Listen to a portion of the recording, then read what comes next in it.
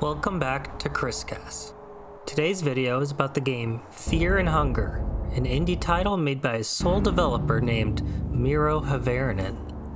It's a cruel and sadistic game inspired by series like Resident Evil, Silent Hill, and Dark Souls. I'm going to do a breakdown of the game and why maybe you'll like it and maybe you won't. There is good reasons either way, as you'll find out. The game is kind of a nightmare. In fact, the first thing you see is this warning message with some very serious topics. I don't go into detail on these, but do be advised that if you play the game, it does contain some very heavy topics. Let's jump right into it. Only mild spoilers ahead. I don't jump into any major plot points, but some of the gameplay elements will be spoiled. Fear and Hunger's gameplay emphasizes the dark, sinister nature of its game world. What most players will notice right away is its purposely brutal save and inventory system. There's only a couple ways to actually save. You can either use a very rare item called a Book of Enlightenment, of course one use, or you have to find a bed. These are scattered very sparsely around the map. You may be thinking, oh, like Dark Souls. The beds are bonfires. Wrong. Beds and many other actions in this game rely on a coin flip system. Call heads or tails and hope to get lucky. One bad flip and that comfy bed you just found is now a death trap with an enemy in the area appearing immediately above you, ready to mess you up. Here's me getting caught red-handed sleeping, how dare I, and the ensuing consequences. We'll talk about this guy more later. Another tricky spot that players face is that when you're looking through your inventory, which you're constantly going to be doing when you're dealing with hunger, poisoning, disease, and mental strain, it doesn't pause. Now you'd think, oh, it's not an online game, why doesn't it pause? I don't know. There's not really a reason, and it does keep you on your toes, so maybe it's to keep the player on edge. Speaking of being on edge, let's move on to our next topic, the enemies. Think of a creature from your worst nightmares. That thing is nothing compared to the enemies in Fear and Hunger. First, you have the more conventional creatures like the jailers and other guards. These things are big, mean, aggressive, and they have giant things that I can't mention on YouTube. You may notice the giant sensor block.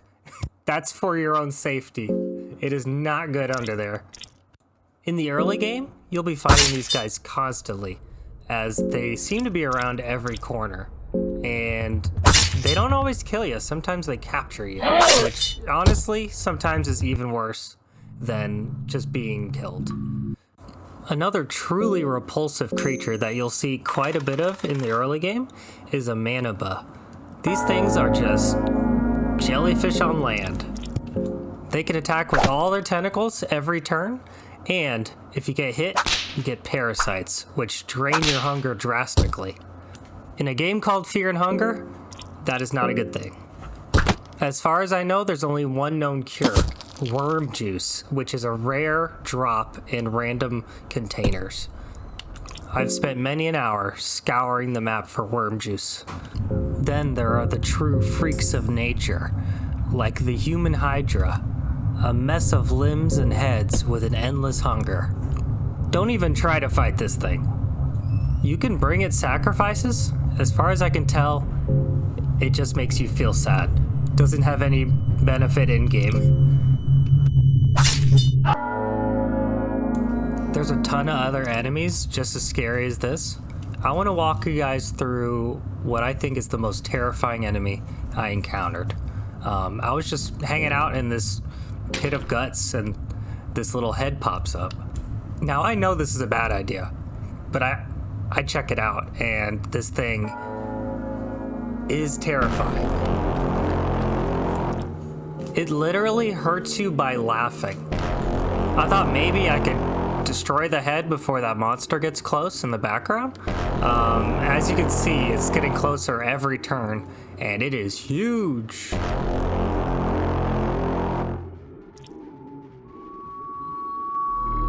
Now, normally, I would have run away at this point, but I decided to, you know, for you guys, I stayed so I could see it up close.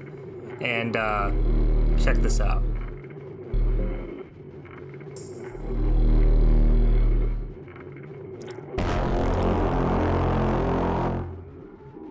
Just look at that thing. I had to run away. That is too scary, man. The game's full of experiences like this, and I don't even know what else is in store in the rest of the game. So, should you play Fear and Hunger? It's an exciting game, extremely difficult, with tons of terrifying enemies and brutal gameplay that hardcore gamers, I think, would get a kick out of. However, a lot of those topics are extremely sensitive, and I could totally see why someone wouldn't want to play this game. It could have a bad impact on someone based on their experiences. I could certainly see it being too intense for some players, and understandably so. So, should you play it? Maybe. If you think what you saw today looked like your cup of tea, check it out. I got it on Steam for, I think, around $10. And if you enjoyed the video, don't forget to like and subscribe. I appreciate you guys hanging out, and I'll see you on the next one.